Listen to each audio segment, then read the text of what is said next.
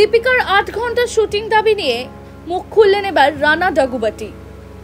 বলিউড অভিনেত্রী দীপিকা পাডুকোনের সন্দীপ রেড্ডি ভাঙ্গার পরবর্তী ছবি স্পিরিট থেকে সরে যাওয়া নিয়ে যখন জোর বিতর্ক চলছে, ঠিক তখনই মুখ খুললেন দক্ষিণী সুপারস্টার রানা ডাগুবাটি। অভিনেত্রীর দাবি এবং শুটিং ঘিরে গড়ে ওঠা বিতর্কে তার মন্তব্য স্পষ্টতা এই বিষয়ে ইঙ্গিত করে।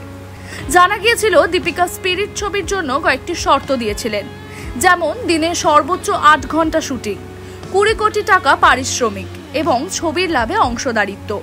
পাশাপাশি কিছু বোল্ড দৃশ্য টোন ডাউন করার অনুরোধও করেছিলেন তিনি। এরপরই এই দাবিগুলি ঘিরে শুরু হয় বিভিন্ন আলোচনা। ছবির পরিচালক সন্দীপ রেড্ডি ভাঙ্গা পরে দীপিকার আচরণ নিয়ে একটি জোরালো পোস্টও করেন। পরে দীপিকার জায়গায় এই ছবিতে নেওয়া হয় তৃপ্তি ডিমরিকে। এই প্রসঙ্গে কাজল ও অজয় দেবগনের মতো একাধিক সেলিব্রিটিও নিজেদের মতামত প্রকাশ করেছেন। সম্প্রতি মুখ খুললেন অভিনেতা রানা ডাগুবাটি। এই পরিস্থিতিতে তিনি বলেন, আমরা বুঝে নেওয়া উচিত যে ভারত এখনো একটি উন্নয়নশীল দেশ, আমরা কোনো উন্নত দেশ নই। আমাদের দেশের অর্থনীতি পৃথিবীতে ১৮৬ নম্বরে যদি আপনি পার ক্যাপিটা ইনকাম দেখেন।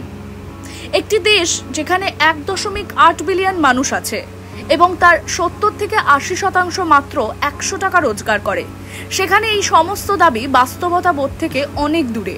আমাদের অনেকটা পথ এগোতে হবে। শুধু তাই নয়, তিনি ওয়ার্ক কালচারের পার্থক্য নিয়েও কথা বলেন। মহারাষ্ট্রে শিফট হয় ১২ ঘন্টার, আবার তেলেগু ইন্ডাস্ট্রিতে হয় ৮ ঘন্টার। তবে মহারাষ্ট্রে কাজ শুরু হয় সকাল ৯টায় আর তেলেগুর শুটিং শুরু হয় সকাল ৭টায়। লোকেশন হোক বা স্টুডিও, সবকিছুর ওপর নির্ভর করে শুটিং এর ধরন। একে একদম সাধারণভাবে বিচার করা যায় না।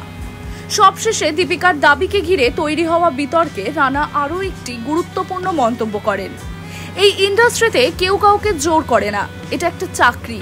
আপনি যেটা বেছে নেন সেটা আপনার পছন্দ। অনেক অভিনেতা আছেন যারা দিনে মাত্র ৪ ঘন্টা কাজ করেন, এটাই তাদের পছন্দের পদ্ধতি।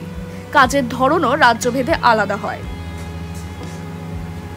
এই প্রসঙ্গে আপনার মত কি?